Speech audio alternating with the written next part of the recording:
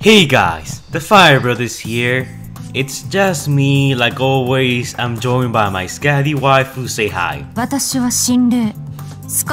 Okay, perfect. Time's over. Anyways, back to me. So my brother couldn't be here today because he's at the hospital with Skids and Mudflap, which somehow that's a whole lot worse than the last video suggestion when he was watching Robots in Disguise. So people got mad at me for keep making fun of, Robots in Disguise, but hey, I don't like straight up hate the show, but I will admit that it's not that good, and that will always be my opinion, so I'm always gonna mention it. From time to time, of course. Anyways, these are the jokes. Hopefully you enjoy. But today I'm talking about, well, a certain Decepticon from Dark of the Moon. And this really isn't one of my videos where I explain a character that was in the background. Well, it is sort of that way, but when I cover, the hidden character that was in Revenge of the Fallen or Dark of the Moon, it's always, a character that was cut from the film, and, we see traces of that character, but they're overall not in the actual film.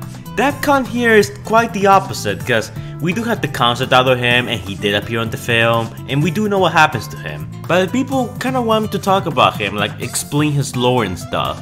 Now, while this guy is very minuscule and there's not really that much to talk about in regards to him, I think that his lore is somewhat interesting because he has some really interesting relations to Shockwave.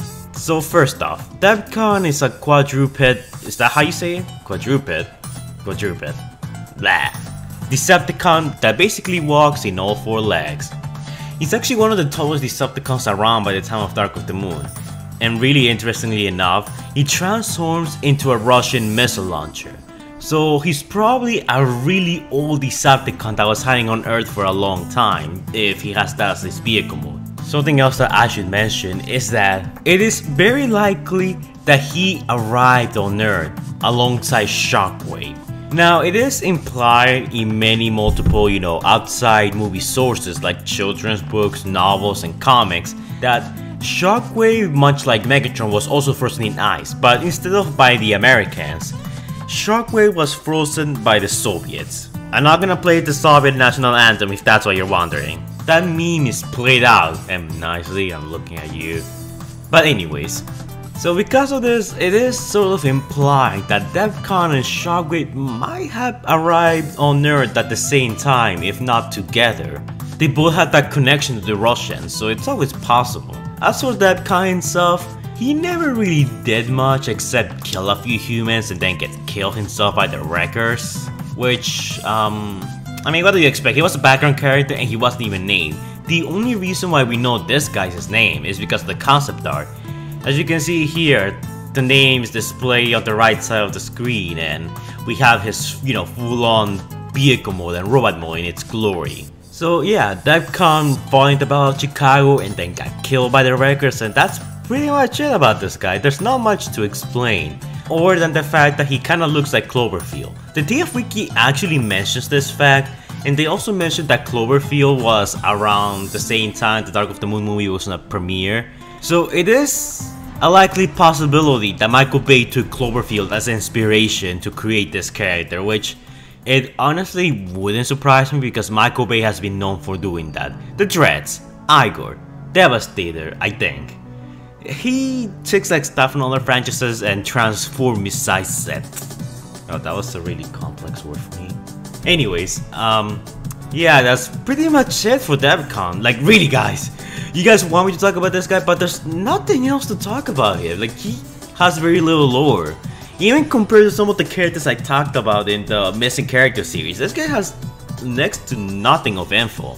He has no toys, he just has the movie appearance and the concept art, which is kind of a shame. And there's a lot of people like asking me on Discord or in YouTube comments, like asking for my opinion whether or not this guy is going to, get a Studio Series toy.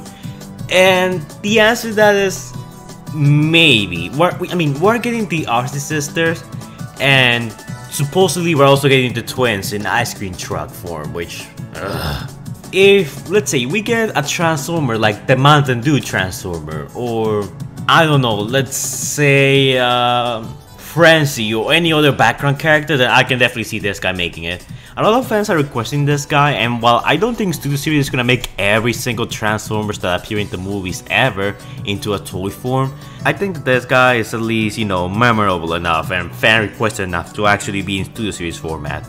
I'm not really a fan of these weird insectoid looking Decepticons and Autobots. I think they look really... Wait, I just noticed something. Is his gun attached to his pickle? Or is that just me? It's probably just me. People are probably gonna say, Fire, you have such a dirty mind. No, no, look at his gun. That it actually looks like his gun is a pickle. And now don't tell me that that's impossible because Michael Bay has done this before, so yeah. Anyways guys, hopefully you enjoyed that video. Now shout out goes to our patrons Morais Prime and to our newest patron iPostFate. They have both donated to my Patreon and therefore they're entitled to a special shout out from me. Make sure to go check out their channels, links in the description down below for both of them. They both need all the help they can get. And if you guys want to shout out yourself, all you have to do is donate to my Patreon. If you donate to my Patreon, you can get a shout out to your channel, you can request your own videos, you can collab with me in some of my videos, and stuff like that. There's plenty more rewards, and I'm thinking of adding a few more extras as time goes on. So, yeah. Remember, every time you donate, Squeaker doesn't have to pay for the rent. So you're basically donating to charity, or donating to a good cause. So yeah, there's that too. But keep in mind, we don't force anyone. This is entirely optional. Anyways guys, that's it for this video. I'm sorry I don't have much to, you know, explain about this guy because it's pretty self-explanatory. He appeared in the movie, he got killed, he might have some connection to Shockwave, and that's about it. It's a shame that this guy didn't do much or got much attention because if Dark of the Moon was lacking in something, it was more Decepticons that stood out. Besides our main Decepticon bad guys, Barricade and Devcon, and the Dreads of course. All of the rest of the Decepticon army pretty much blended in with one another. You could barely tell who's who or if they were relevant or not. This guy stood out because of his weird design, so that's why fans remember him the most. I'm still not a fan of his design. He looks a little weird for my taste, but considering that this guy doesn't have any, you know, really relevant G1 counterpart as opposed to someone like Clef Jumper, RC, or Brawl, I don't really mind him looking this weird. It's like, it's Michael Bay's OC. He can do whatever he wants with it. But yeah guys, let me know your thoughts on Devcon. Did you learn anything new? You probably didn't because, to be honest, there's not much to talk about when it comes to this guy. What are your thoughts on him overall and how Michael Bay handled him in the movie? Personally, I think he was a little wasted, especially since you're gonna give him this really cool vehicle mode and this really out there design just for him to get killed. It's a real waste. So yeah. But anyways guys, that's it for this video. Let me know your thoughts on all of this. Like, comment, and subscribe. And I'll see you guys in the next video. Bye guys.